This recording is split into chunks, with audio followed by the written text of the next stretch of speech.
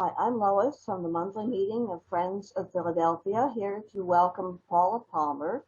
She will be talking to us about the Quaker boarding schools for indigenous people. She is joining us from Boulder, Colorado, and she has spent many years researching this topic. Paula. Thank you, Lois. And thank you, Lois, for our months of preparation and correspondence leading up to this evening. I appreciate the opportunity to meet with you tonight. And as you said, I'm joining you from Colorado. This is the homeland of the Arapaho, Cheyenne, and Ute peoples. The Boulder Valley, Boulder is my monthly meeting, and my yearly meeting is Intermountain Yearly Meeting. And I think most of you are probably in the land of the Lenape people in the Philadelphia area. So I'm going to be giving a slide presentation. So I'm going to share my screen. Let's hope that this, Yes. here we are. Are you able to see that? Yes. Okay, great. Well, I'm going to give this slide presentation, and it's sort of a formal presentation. So if you would hold your comments and your questions until afterwards, that would be just great. And I will be very eager to hear from you. I will be very eager to have you offer your reflections on this, on the content of this talk. So I'll look forward to that. I should say about myself that before I start that I am the co-director of a program called Toward Right Relationship with Native Peoples, and this is a program of Friends Peace Teams. My co-director is Geraldine Dakota, who is Turtle Mountain Chippewa, and so we do this work together as Native and non-Native peoples. So I began doing research on the Quaker Indian boarding schools in 2015 when I was the Cadbury Scholar at Pendle Hill. I'm diving deeper into this research now, and I'm thinking that it might eventually become a book.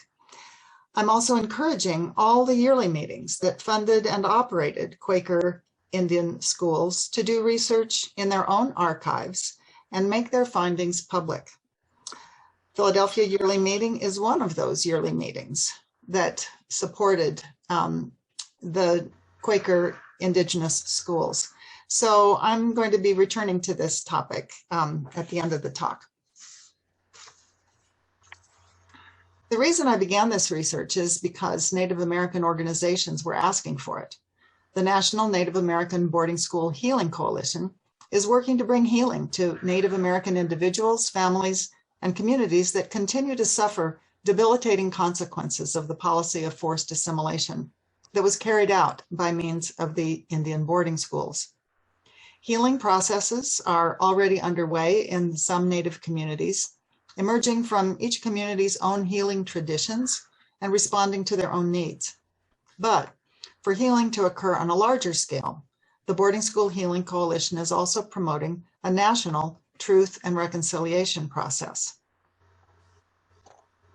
Last year, U.S. Senator Elizabeth Warren and Representative Sharice Davids introduced legislation to establish a Truth and Healing Commission that would shed light on all aspects of the Indian boarding schools, why they were established, how they were funded and operated, what the impacts were on the Native children and their families, and how these impacts continue to be felt in Native families today.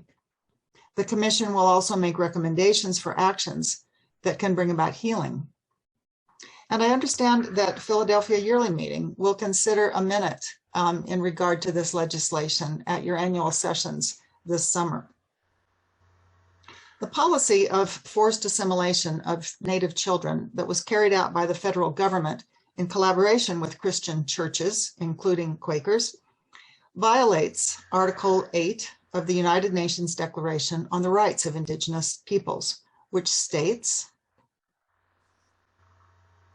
Indigenous peoples and individuals have the right not to be subjected to forced assimilation or destruction of their culture. Nation states shall provide effective mechanisms for prevention of and redress for any action which has the aim or effect of depriving them of their integrity as distinct peoples or of their cultural values or ethnic identities. The proposed Truth and Healing Commission in the legislation that I just mentioned would provide just such a mechanism of redress for the harms caused by the Indian boarding schools. It's very important for us to support this bill. The first step in truth, reconciliation, and healing is truth-telling. Back in 2015, the Boarding School Healing Coalition asked churches to bring forward our pieces of the truth, the history of each church's participation in the boarding school era. Now the U.S. Department of the Interior, under the leadership of Deb Haaland, is also asking the churches to contribute to the department's ongoing investigation. Starting this year, the Interior Department will conduct hearings around the country, asking Native Americans to bring forward their testimonies, the experiences of students in the boarding schools, and of parents, children, and grandchildren of boarding school students. The department will also review scientific studies on the effects of psychological trauma, like the trauma that many Native children experienced in the boarding schools. Studies are showing, for example, that such trauma can be passed from one generation to the next. This means that the boarding schools of the 19th century are still affecting Native people today. For Native Americans, the boarding school story isn't over. And that means that for Quakers, it can't be over either. We're part of the boarding school history. The important question for us today is, how can we now be part of the healing? My research has been in two phases. First was a 2-week field research trip in August 2015, when I visited the sites of 11 Quaker Indian schools in Oklahoma, Kansas, Nebraska, and Iowa. Guthrie Miller of Santa Fe Friends Meeting accompanied me on this trip in the Quaker tradition of spiritual accompaniment. The field research was followed by 4 months of bibliographic research in the Friends Historical Library at Swarthmore College and in Haverford College's Quaker History Collection. I'll give you a little taste of my field research trip with some then and now photos. These are the families of Quaker teachers at the Kansa Indian School. Note the school building in the background. I took this picture of the remnants of the Kansa Indian School outside of Council Grove, Kansas. This is the Quaker Indian boarding school for Oto and Missouri children in Nebraska. And this is a remnant of the building, which has been preserved by a local historical society in Barnston, Nebraska. This is Fort Sill Indian School, where Quakers taught Kiowa, Comanche, and Apache children. And this is what remains today of the boys' dormitory at Fort Sill Indian School. This is the Kickapoo Friends Mission and School, built by Quaker teacher Elizabeth Test in the early 1890s, with her own money. And this is now the home of Brad and Christine Wood, evangelical Quaker missionaries at Kickapoo Friends Center. Brad's parents served as missionaries here, so he grew up in this house. And his wife, Christine, is Kickapoo. I'm going to suggest that anyone who is not muted could mute themselves. I'm just hearing a little background noise, so that will help. So I've identified plus or minus 30 Quaker Indian schools that operated for periods of time between the years 1796 and 2006, a span of 210 years. Some of these were day schools and some were boarding schools. And I have to say plus or minus because it depends on how you count them. For example, there was friend Thomas Batty, who kept trying to gather children in his tent while they traveled across the prairie with Chief Kickingbird's band of Kiowas. Should we count his efforts as a school, although there was no brick and mortar? Some of the schools changed locations, some of them changed names, some of them started as day schools and evolved into boarding schools, and vice versa. Some of them were in operation only a few months. The longest run in New York was 86 years. I've divided the Quaker Indian school experience into 3 time periods: before the Ulysses S. Grant presidency, and then during the Grant presidency, and then after the Grant presidency. The Grant administration is the key to this chronology because under President Grant, Quakers were hired to serve as Indian agents and to manage Indian boarding schools as direct employees of the federal government. This official collaboration sets the Grant administration apart from the earlier and later periods. So let's start with the first period, before the Grant administration. The first Quaker Indian schools were in New York, where Friends worked among the Oneida, Stockbridge, and Seneca peoples.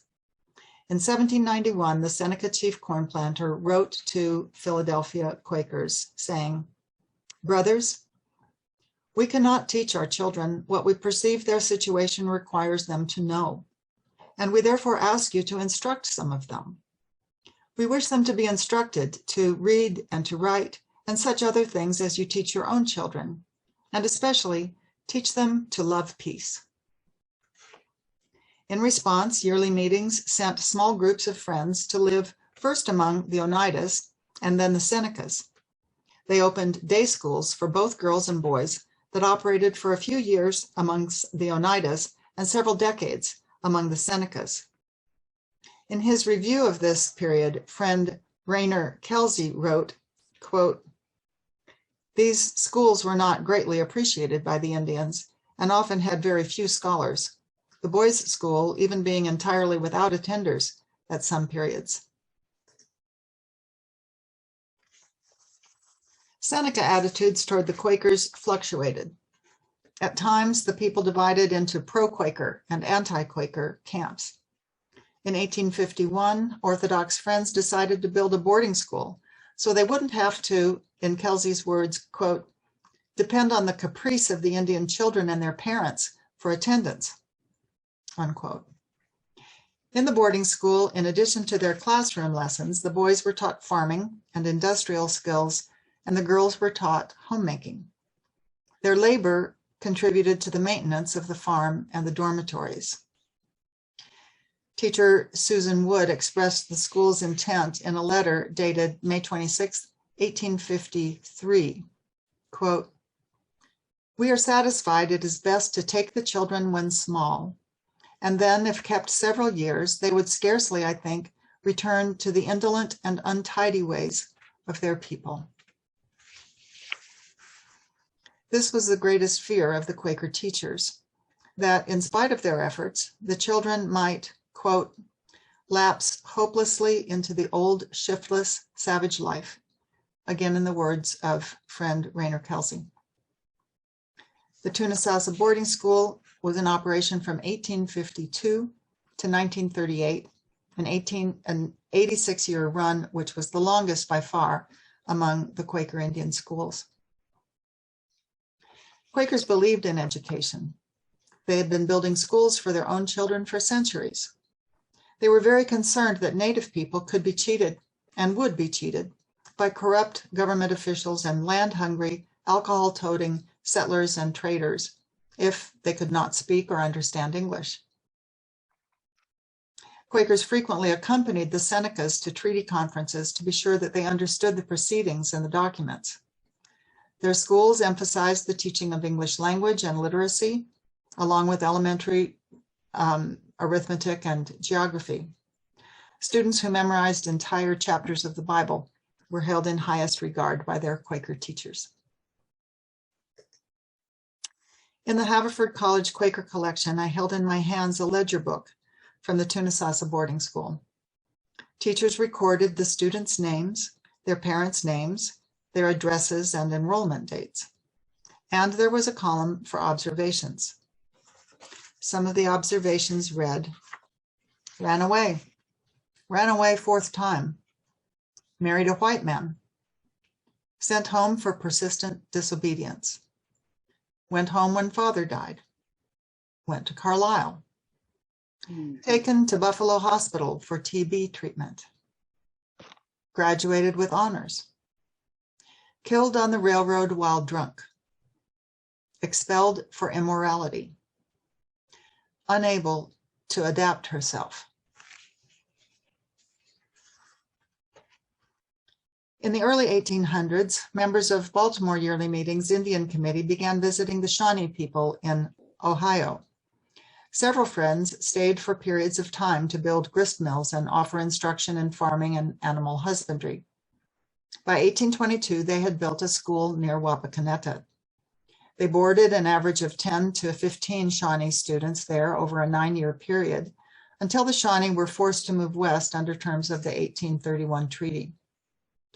The Quakers vigorously protested the forced removal of the Shawnees from Ohio and also the Senecas from New York. Thanks in part to their efforts, the Senecas retained 2 out of 4 of their New York reservations. Failing to prevent the Shawnees' removal from Ohio, the Quakers there followed the Shawnees to Kansas and built a boarding school for them there, just across the Missouri River. During the first half of the 19th century, Christian missionaries from almost all the denominations fanned out across the West, establishing missions and schools, partially supported with funds allocated by the federal government to, quote, civilize and Christianize the Indians, unquote. This was the common terminology, civilize and Christianize, and it was the common goal of the churches and the government. For the other denominations, the first goal was to Christianize, to save souls. So their teachers learned native languages, translated the Bible, and converted native people to Christianity. By contrast, the Quakers' first priority was to, quote, civilize. They believed in biblical terms that the ground must be prepared before the seed is sown. A Quaker teacher to the Caddos and Kiowas, Thomas Batty, wrote, quote, it has long been my opinion that to present the sublime doctrines of the gospel to these untutored people without a preliminary work of preparation having been first accomplished might be comparable to casting pearls before swine or sowing good seed on the stony ground. It would not be likely to be productive of the best results. For the Quakers, preparing the ground meant changing everything about the native people's ways of life. Their dwellings, their sustenance, their clothes, their hair, their language, their gender roles, their economy, their names, their marital practices, everything, says Quaker historian Thomas Ham of Earlham College, except their religion. So while some of the Episcopalians, Presbyterians, Methodists, and Catholics taught native students in their own languages, Quakers insisted on English immersion, believing it to be a necessary prerequisite for the planting of the seed.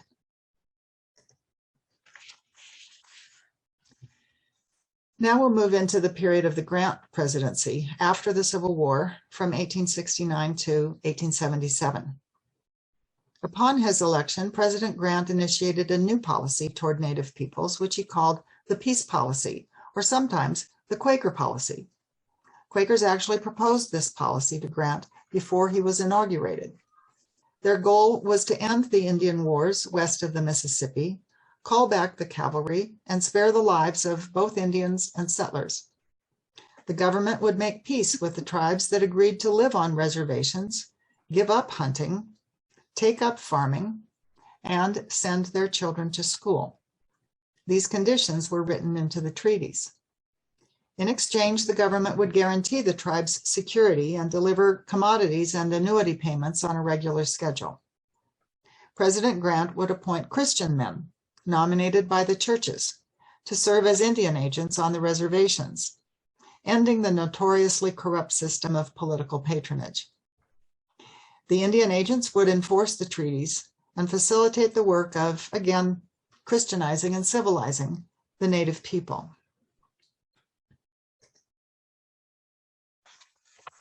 Quakers participated enthusiastically in carrying out the peace policy.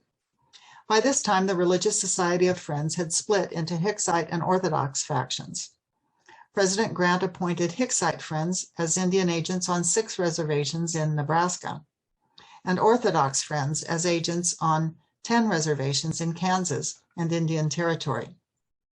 Another 57 reservations came under the authority of other Christian denominations. The Quaker Indian agents hired Quaker teachers, both men and women, and they immediately started building schools.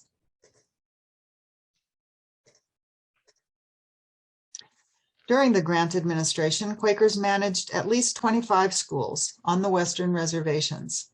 Some were day schools, but most were boarding schools. Quakers much preferred and promoted the concept of the manual labor boarding schools, also called industrial boarding schools. In 1870, a visiting delegation from Ohio and Genesee yearly meetings reported, quote, "It is the opinion of all the Quaker agents that the industrial school is the best adapted to the wants of the Indians.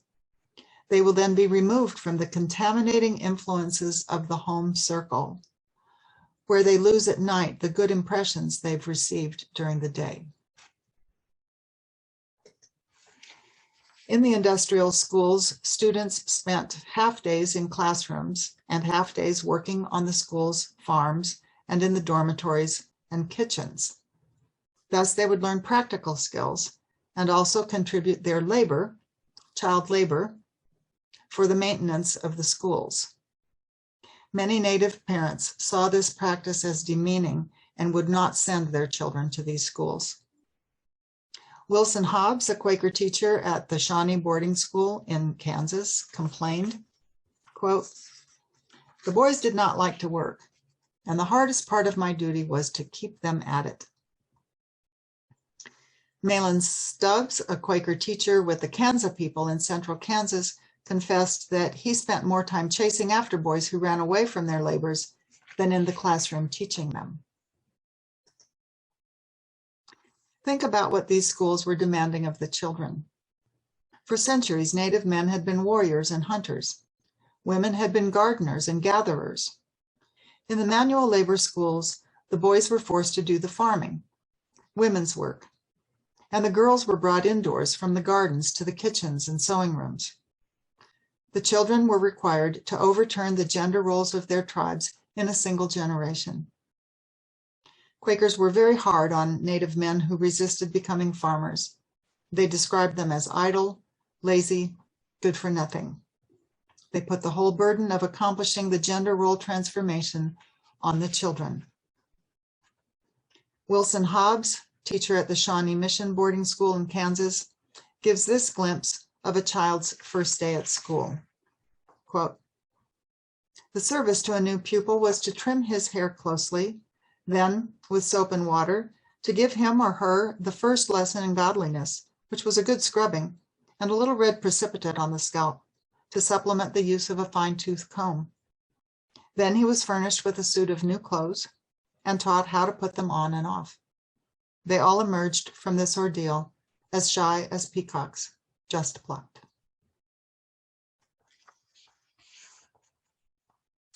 For a child's perspective on this experience, we have the school days of an Indian girl, written in 1900 by Zikala Shah, a Dakota woman who entered White's Institute, a Quaker boarding school in Indiana, at age 8.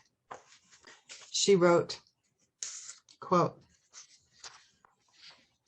"I remember being dragged out, though I resisted by kicking and scratching wildly. In spite of myself, I was carried downstairs and tied fast in a chair. I cried aloud, shaking my head all the while, until I felt the cold blades of the scissors against my neck and heard them gnaw off one of my thick braids. Then I lost my spirit.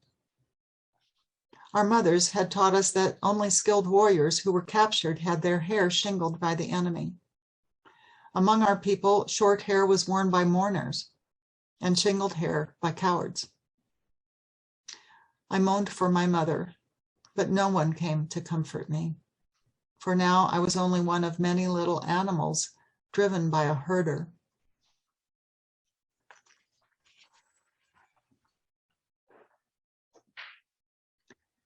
Another common Quaker practice was giving the children English names. In one of her first letters home after becoming a teacher on the Iowa Reservation in Nebraska, Mary B. Lightfoot wrote,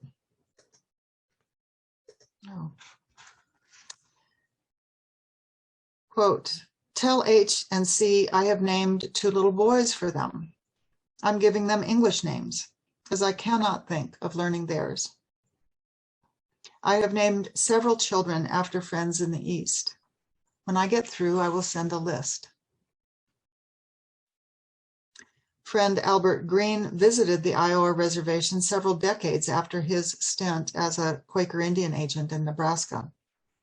Among the Iowas, he met whole families named Lightfoot, Hallowell, Folk, Green, and other prominent Quaker surnames, the same names, he said, as one would find in the meeting houses of Philadelphia.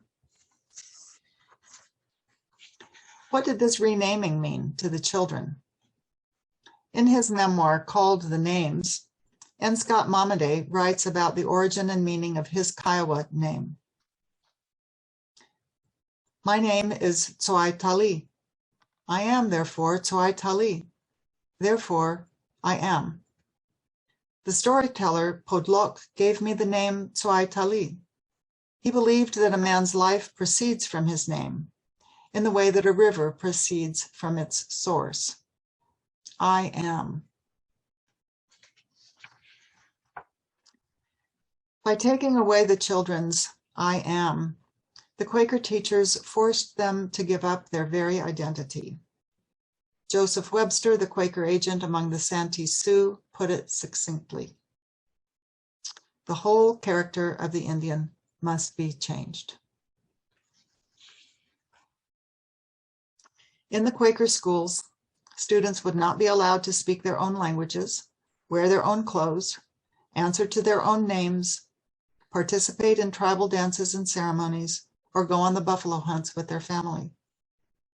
The Quakers saw it as an either-or situation. You are an Indian or you are civilized. These were mutually exclusive categories. Of course, Native people resisted. Peter Nabokov quotes a Kickapoo father telling a Quaker school recruiter, "Take that axe and knock him on the head. I will gladly bury him. I would rather you do that than take him to school." Indeed, when the government built a school on the Kickapoo Reservation, the people moved as far away from it as they could and rebuffed the efforts of the Quaker teacher Elizabeth Test for years. She wrote impassioned letters imploring the means to compel Kickapoo parents to send their children to school, even against their will. In 1894, she wrote, "I know it will sadly grieve Kickapoo parents to part with their children, but every day's delay is of great loss to them. There is not one of their whole number who can speak English. In this condition, they are already surrounded by whites, are being defrauded of the little money they have, are tempted continually with strong drink, and are not disciplined to resist temptation. They often yield, and many who are not guilty are arrested and carried off to jail. Their ignorance renders them helpless." Feeling similar urgency for the Native children to be educated, at least 2 Quaker Indian agents threatened to withhold a family's food rations if their children were not enrolled in school.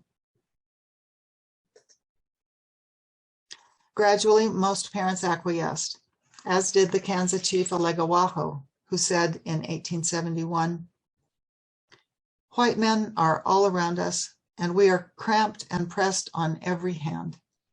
I believe my people will soon be impoverished. This I do not want to see. This is the darkest period of our history."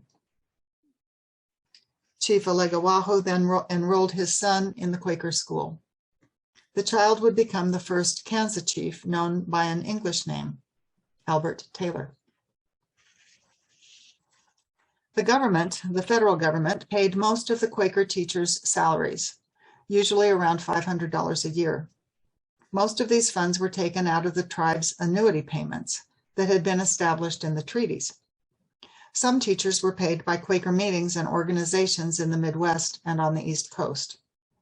Many teachers wrote heartbreaking letters to their friends back home, describing the impoverished state of the Indian populations, and especially the children, who on many reservations were dying of exposure, starvation, and illness.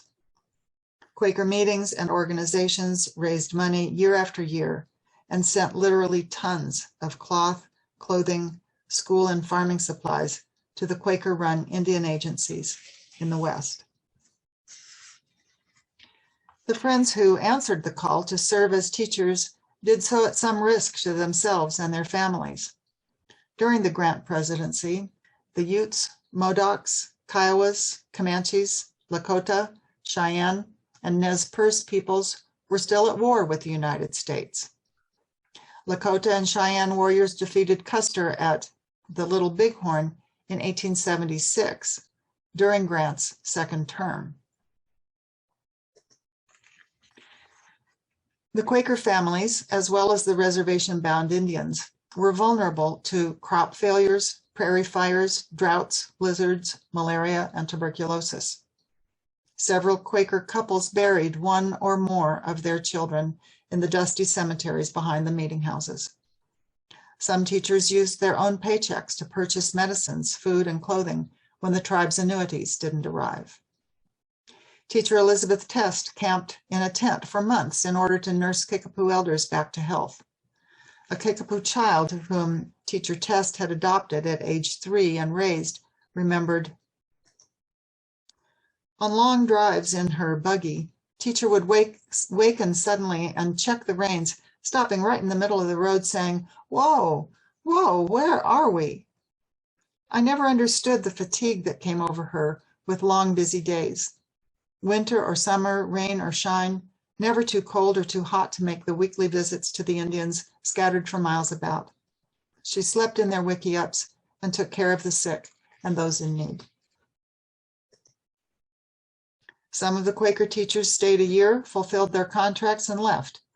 Others stayed until the ends of their lives and are buried in cemeteries among the graves of their native students. One such friend was Rachel Kirk, who wrote, "The work of friends among the Indians lies nearer my heart than anything else. It has been the greatest part of my life for 16 years. I have given up everything to it."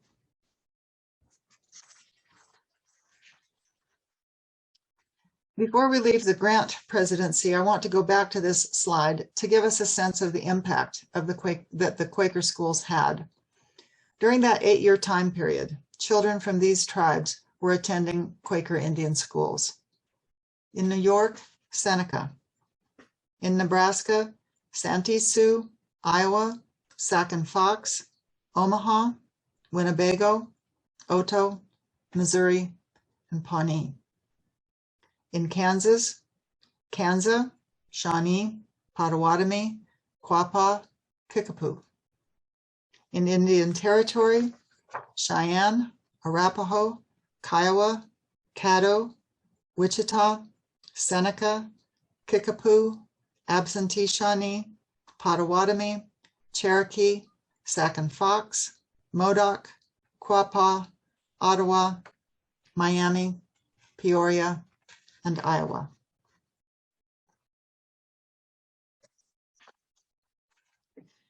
After the Grant administration, Quakers gradually turned their mission schools over to the federal government or closed them. With passage of the Dawes Act in 1887, Native peoples lost their communal lands and were forced onto individual plots called allotments. All the unallotted land was opened up to white settlers who poured into Nebraska, Kansas, and Oklahoma. By 1895, Native tribes throughout the West had lost 2/3 of their land, 90 million acres. The Quaker mission schools started filling up with white children. By the turn of the century, public schools were becoming available. The last Quaker mission school on the Western reservations closed in 1913. During the 1880s, Orthodox Friends managed 2 off-reservation boarding schools, one in Indiana and one in Iowa. White's Manual Labor Institute in Indiana is the only Quaker school where I found records of Native students who were buried there. As you know, the Department of the Interior is gathering data on deaths and burials of Native children at the boarding schools, so I have sent them these records.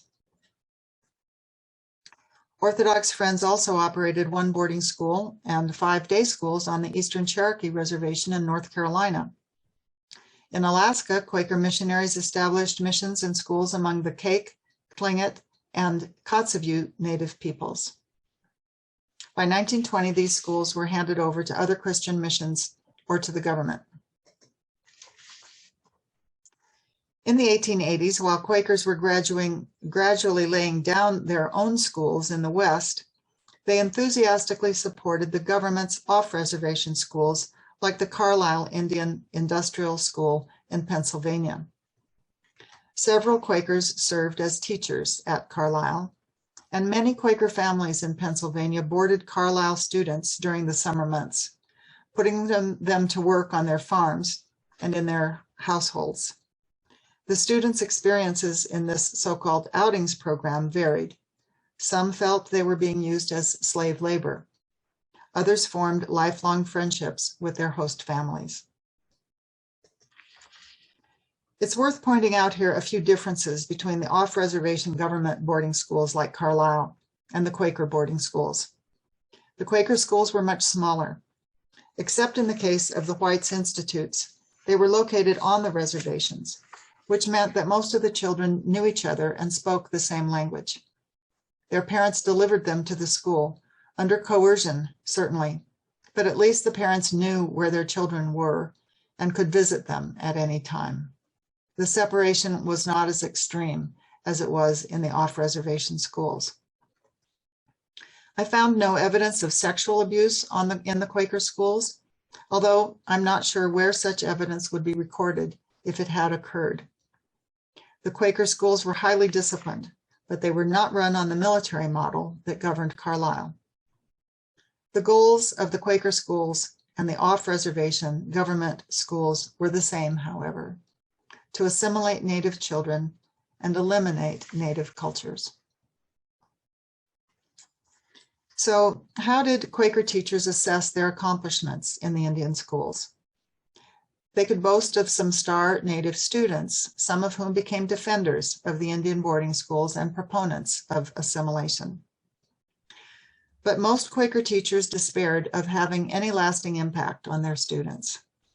Wilson Hobbs, who taught at Shawnee Mission School in Kansas, sent some of his most promising students to Ohio and Indiana to extend their education in hopes of grooming them to become teachers. But he complained, quote, "The Indian traits were never sufficiently stamped out of any of them to make suitable examples for the children." Anthropologist Peter Nabokov wrote, "To some degree, every tribesperson had to face the question of how white to become. No matter how much schooling the Native children completed, in white society, they would never be white. In Native society, could they ever be Native again? Many children were deprived of the precious years of bonding with their families. They didn't learn the stories, songs, dances, games, and skills of their people. Some of them didn't even have a name." The Choctaw poet H. Lee Corrales writes in the voice of a student who returns from boarding school, "You're an Indian, my father said to me. Go dance with them. He pushed my small body into the smiling rhythms, but I did not know them or my name. I remember his disappointment as I walked away from the crowds, embarrassed by his words. My father knew his name, but he never gave me mine." Certain of the gains that awaited their students for becoming more civilized The Quaker teachers could not comprehend the losses the children suffered as they became less Indian. Now, to conclude this talk, let me see if I can summarize what I've gathered from the books, articles, letters, and journals of Quaker teachers in the Indian schools. Quakers saw themselves as the reformers of their time. They condemned the government's brutality and dishonesty in its dealings with the Indians and lamented the miserable conditions on the reservations. They called themselves friends of the Indians, setting themselves apart from their fellow citizens who were urging the U.S. cavalry to exterminate the Western tribes and make the continent safe for manifest destiny. They lived at a time when social Darwinism was becoming a popular way for European Americans to justify the decline of, quote, inferior races and the natural selection of, quote, superior ones. Against public opinion that said Native people could not be civilized and would inevitably die out one way or another, the Quakers believed that Native people could be civilized. They could be rescued from their, quote, savage state and become, quote, useful citizens. Quakers thought this transformation would have to come about through the children. Quaker teachers who started day schools on the reservations quickly lobbied for construction of boarding facilities to keep the children away from the bad influence of their parents and communities. They called the boarding schools homes. They called the residents of those schools, the Indian children and the Quaker staff, families, supplanting the children's Indian families. They gave the children English names and Western clothes, supplanting their native identity. They believed that they were doing this in the very best interests of the individual children and of the entire indigenous race.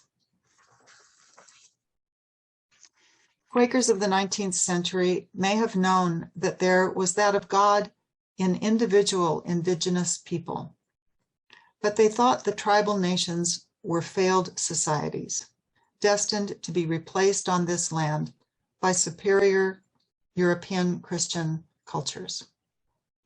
Indeed, Quakers held the same assumptions of European Christian superiority that were held by the Americans who were calling for the extermination of Indian people. The Quakers would not kill Indians, but for their own good, they would do their best to exterminate Indianness.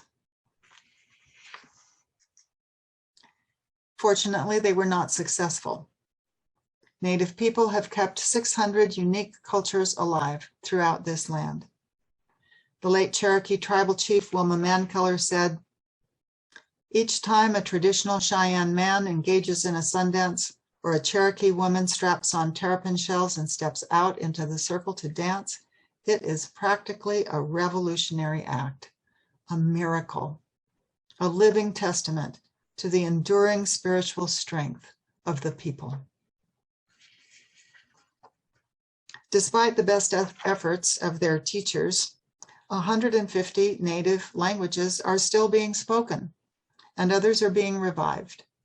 Robin Wall Kimmerer, who is learning her Potawatomi language for the first time as an adult, says, "It's almost as if the air is waiting to hear this language that had been lost for so long." This is one form that healing takes in Native communities. Much healing is needed. The wounds in Native families go back many generations. Through painful testimony and scientific study, we're learning how those wounds have afflicted generation after generation of Native families and continue to do so now in the form of illness, depression, suicide, substance abuse, violence, and poverty. Echoes of the boarding schools are present today in the child welfare systems of many states, where Native children are systematically removed from their homes and put into foster care with white families. Native Americans have been suffering the consequences of the boarding schools for centuries, but finally, in the past year, the federal government has taken two important initiatives. One is the proposed legislation that I mentioned earlier that would create a Truth and Healing Commission. FCNL makes it very easy for friends to contact our senators and representatives and urge them to co-sponsor this bill. The other is the investigation that Secretary of the Interior Deb Haaland initiated last year. The department is gathering information from every possible source to document the history and the ongoing impacts of the federal government's policy of forced assimilation of Native children. One of those sources is the Christian denominations, including Quakers, that received federal funding to operate Indian boarding schools. Within the next year or two, the department will ask our yearly meetings to open our archives to their investigators. I hope our yearly meetings will take responsibility for doing this research themselves and submit it voluntarily to the Department of the Interior. Friends Peace Teams is circulating a model minute asking yearly meetings to undertake this research in their own archives. I think Lois may have forwarded our model minute to you, and if not, we can still do that, and I'd be happy to discuss it with you.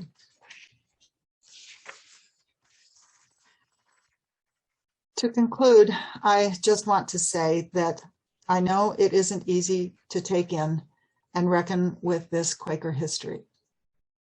It has not been easy for me. But Quakers have been known as friends of the truth. And these are painful truths that we need to acknowledge. At the same time, I don't think it's our place, and it's not my purpose, to shake our fingers at the Quakers of past centuries. Our purpose is to know the truth and then hold a mirror to our own faces and ask, who are we today? How are we building right relationships with Indigenous people in our time?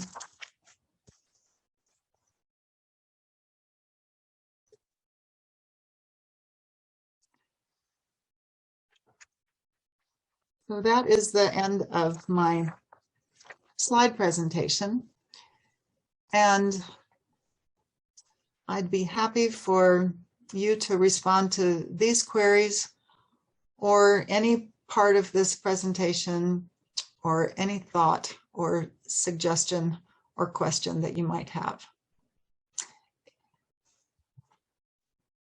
I'll try to see you, but if I don't see you, maybe Lois can help me call on people if you'd like to raise your hand.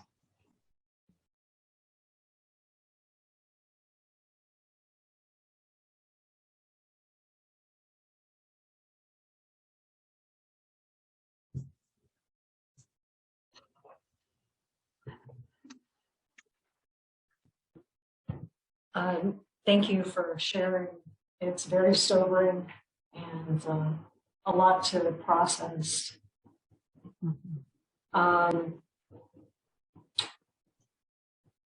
I'd like to speak to the last query, which is what can we do to bring, or I think it was along the ideas of apologizing for earlier behaviors.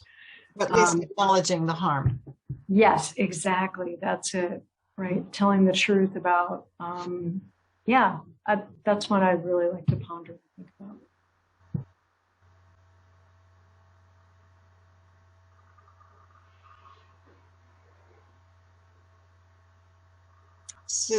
Susanna? I'm wondering why Quakers went along with this idea of assimilation.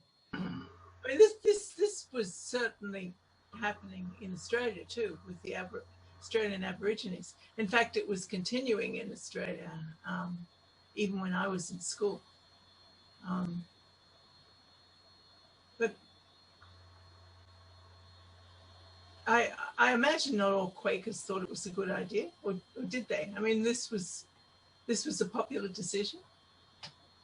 I'm trying to wrap my head around Quakers from Philadelphia rushing and telling and telling these kids that they couldn't be who they were anymore. I mean, that to me is just astonishing.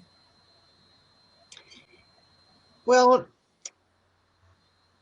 in the 4 months that I spent in the Quaker libraries, I looked and looked and looked and looked for someone in those files who would challenge that notion that Quakers and others who were operating the boarding schools were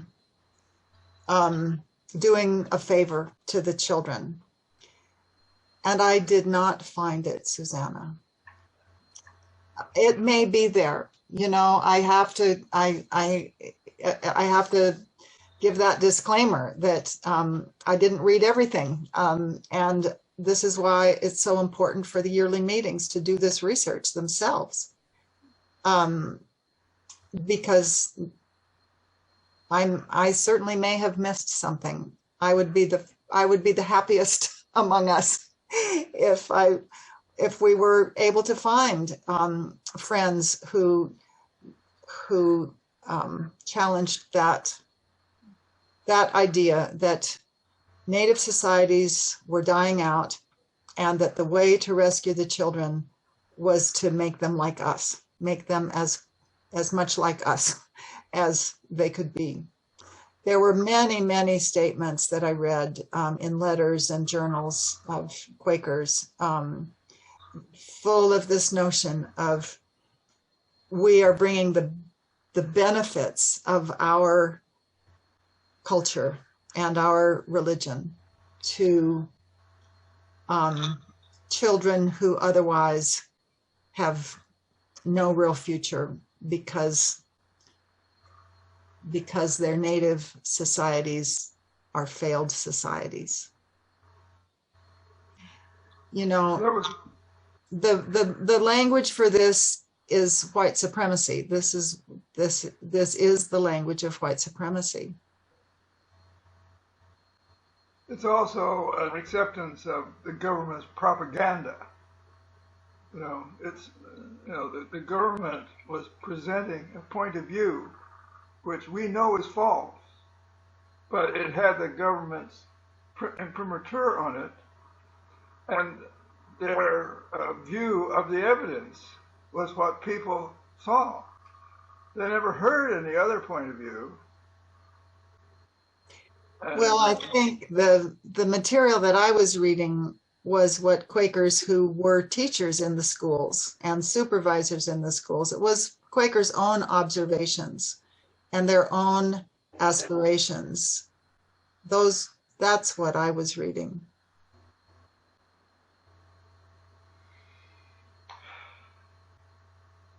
To me, it just sounds like the British Empire, which is incredible.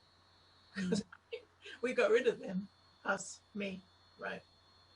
Oh, and Susanna, I was going to say, in regard to Australia, the residential schools in Canada and the residential schools in Australia and New Zealand were based on the experience in the United States. The United States boarding schools were the first, and they set the pattern for those other countries. These are awful. They're awful results. Mm-hmm. Rich, are you raising your hand? Yeah, I'm just wondering, is there any history during that same period of time of Quakers speaking out against what was otherwise happening to the Native Americans during that time, counteracting the, in other ways, the idea that they should be exterminated, or that what was going on with the reservation system was unfair and promises were broken. Is there any history of that during that time from a Quaker point of view? There's lots, Rich. Quakers spoke out. Quakers engaged with the government regularly. Quakers wrote memorials, which I think we would call minutes, or they sent what were called memorials to the president. They did it all the time. They engaged very much in the discourse, in the national discourse. And they were very critical of government policy, and they were extremely critical of the corrupt agents, Indian agents and traders and settlers in the West, especially those who drank alcohol and those who cheated the indigenous people. Yes, Quakers were very outspoken about those abuses, and they were very clear that they supported the reservation system as in order to, I think, I don't know if they would use this word, but I would call it pacify the indigenous people. They wanted to stop the wars, and the wars were ongoing. Up until 1890, at Wounded Knee, there were many indigenous nations were still at war, and so Quakers wanted to make the conditions on the reservations better, so that the quote, and I'm using language that they use, the savage Indians or the wild Indians, those who had not been brought onto the reservations yet, they hoped that they could be enticed to accept being confined on reservations. But in order for that to happen, the conditions would have to be improved on the reservations. So they advocated strongly for that improvement.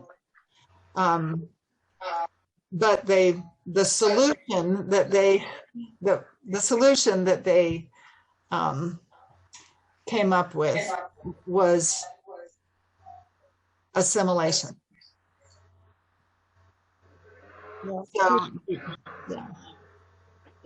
To back up Paula on this, of course, most of the time, each reservation had an agent that was controlled the reservation and reported through the Bureau of Indian Affairs.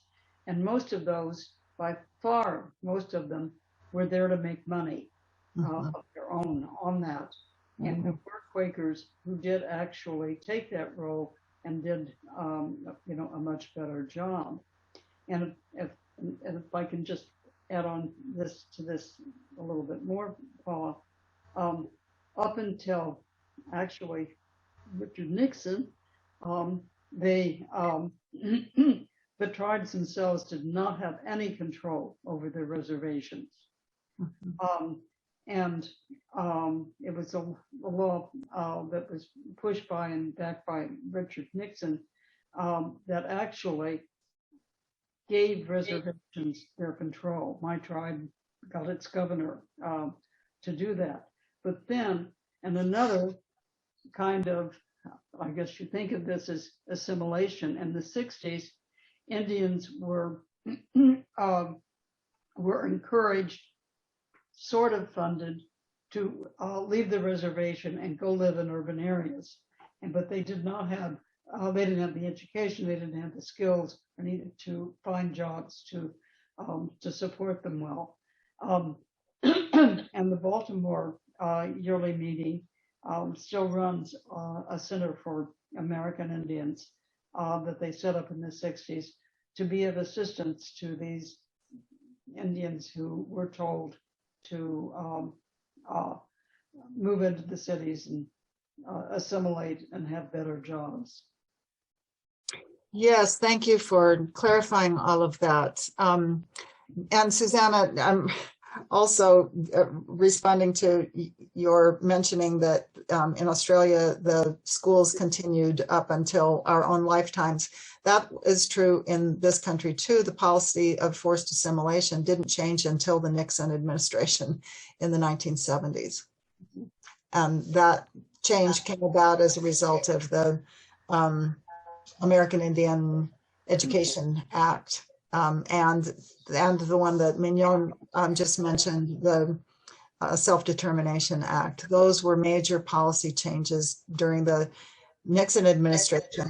And I would say too that those policy changes came about through tremendous pressure from indigenous tribes and organizations, legal firms like the Native American Rights Fund advocating with their Native attorneys, but also the American Indian movement and the Red Power movement. These were the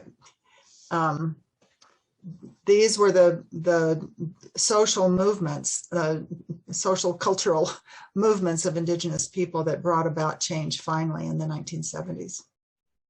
That's fascinating, because that was the same thing that was happening in Australia. Mm-hmm. Susanna, can you speak louder? Yeah, it was the same thing that was happening in Australia. In 1967, there was a referendum throughout Australia, and the question was whether Aboriginals should be given citizenship. Mm-hmm. I mean, I was in school and everyone was just appalled that they weren't citizens, and it passed, of course. But well, that's the thing. Things were going on in the United States, and Biafran War was going on, Vietnam War was going on. Everything was happening then. That's very interesting. Huh. So it's the same.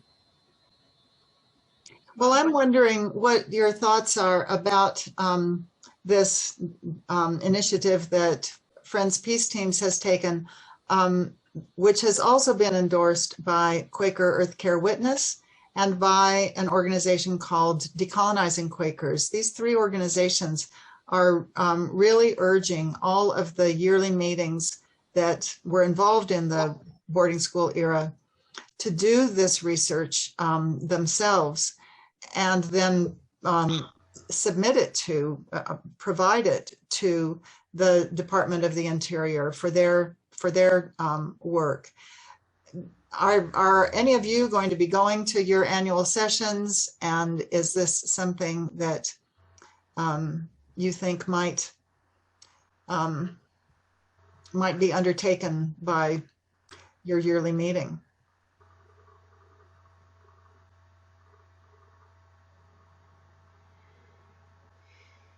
Well, I guess I would like you to think about it.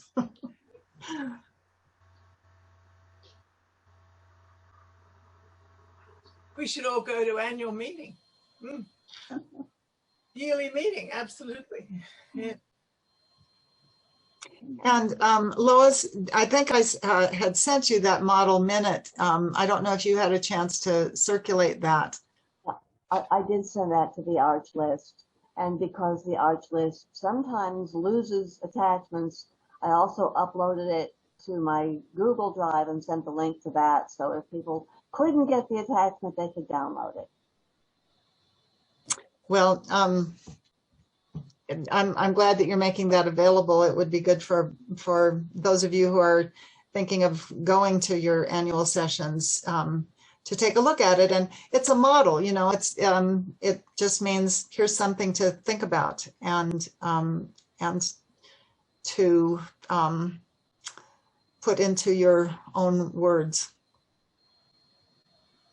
Something I kind of like to reflect on. You mentioned earlier in your talk that there were tribes that asked for help to teach their people to do arithmetic and learn English because they were being taken advantage of.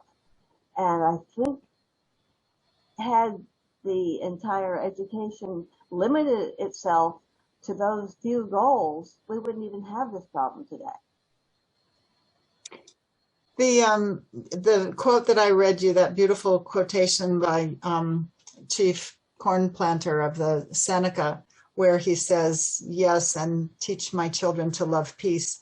You know, that's the sort of thing that just warms the heart of every Quaker. But I also read that years after that, Chief Corn Planter changed his mind about the schools. And the Quaker schools were not the only schools among the Seneca. There were other mission schools there as well.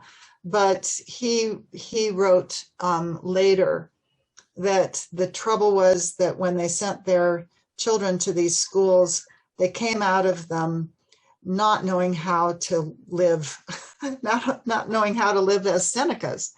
They were useless as hunters. They were useless in terms of carrying on the traditions, sitting in the councils, making the decisions in the way that Native people traditionally make them, because they were no longer, well, because they had been schooled into this entirely different way of thinking and way of living. So Corn Planter changed his mind about the value of the schools for Native children.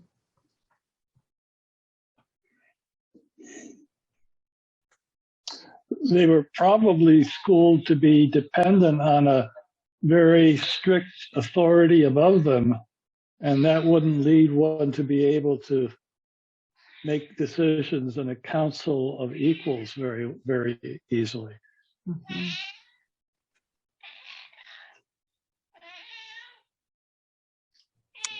Well, I'll tell you one thing. I just came back from Intermountain Yearly Meeting, and I was very pleased there. Our keynote speaker was Ernest House Jr., who is Ute Mountain Ute, and he gave a marvelous, very informative talk about the history of the Ute people in the region of Intermountain Yearly Meeting, Utah, Colorado, Arizona, New Mexico. And he said that, and he talked about the boarding school history there. In fact, he told us about and showed a photograph of his father, who had been kidnapped and taken to a federal boarding school, and eventually ran away and was able to hide out and escape the boarding school that he had been sent to. So Ernest spoke very movingly, very emotionally about the boarding school experience in his own family. And then he said that the Ute Mountain Ute tribe had very recently established a charter school on their reservation, whose goal is to teach the Ute language and teach Ute ways, teach Ute skills, Ute stories, Ute songs, Ute dances, teach Ute culture in all of its forms. And IMYM friends, I think, will be very motivated to support that school. And this is something that I hope all friends will consider as sort of a direct form of reparations, understanding that our Quaker schools aimed to eliminate Native languages. A direct form of reparations is to support Native language education programs. And so I hope that friends will become major donors to support Native language programs. To again follow up on this, Paula, I think that if you look at the American Indian colleges, of which there are not quite a few, mostly in Montana, North and South Dakota, but several other places. And these are colleges set up by the tribal nations themselves, where the president is an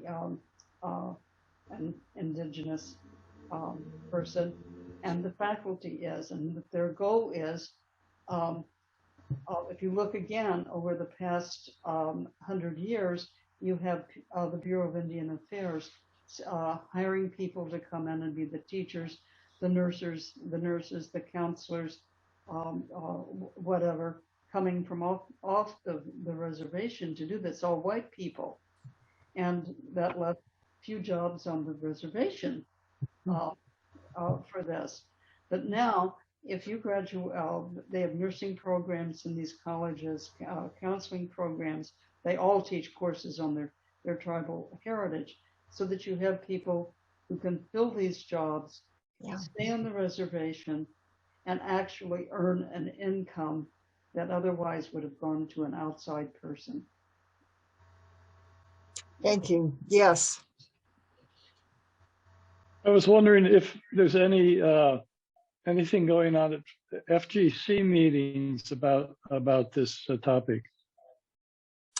Well, you know, FGC doesn't have business meetings. So FGC, during our annual gathering, excuse me a second, we don't do business.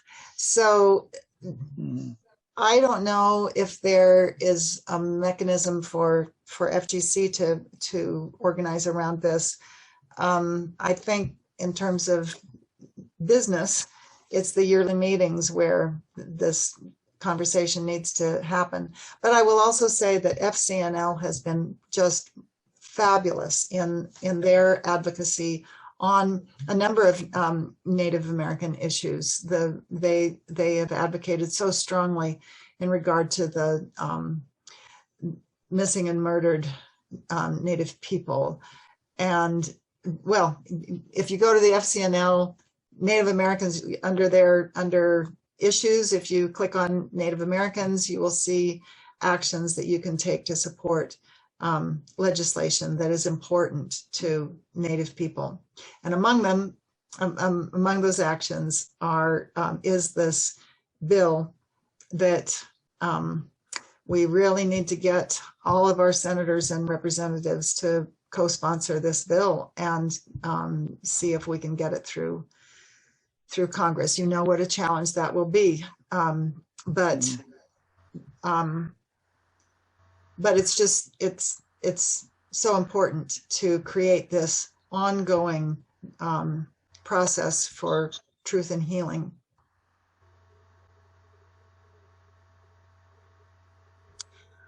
Well, I wonder if we have pretty much come to the end of our time. You've been very gracious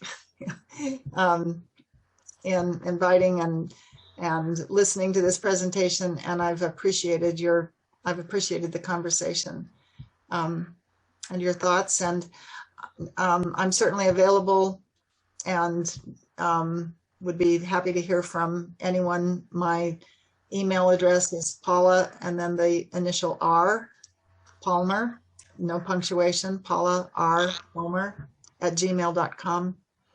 And the URL for my work in Friends Peace Teams is friendspeaceteams.org/ and then the initials TRR. That stands for Toward Right Relationship. So friendspeaceteams.org/TRR, and you'll see a lot of materials related to this work. Thank you. Thank you very much. Thank you. It was very illuminating. Thank you very much.